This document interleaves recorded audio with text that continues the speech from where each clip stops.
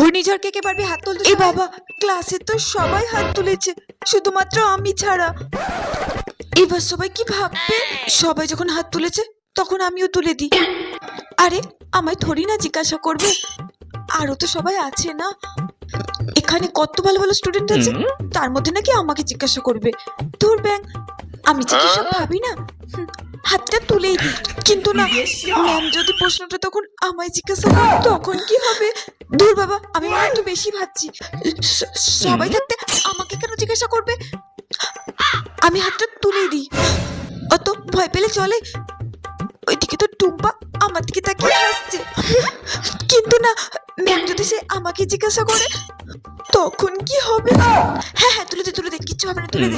হ্যাঁ হ্যাঁ, তুলে দে। হ্যাঁ হ্যাঁ মৌসুমি, তুলে দে, কিচ্ছু হবে না, তুলে দে। হ্যাঁ হ্যাঁ মৌসুমি, হাত তুলে দে। আরে তুলে দে, কিচ্ছু হবে না। প্রশ্নটার উত্তর কে দেবে? আরে মৌসুমি, তুমি বলো।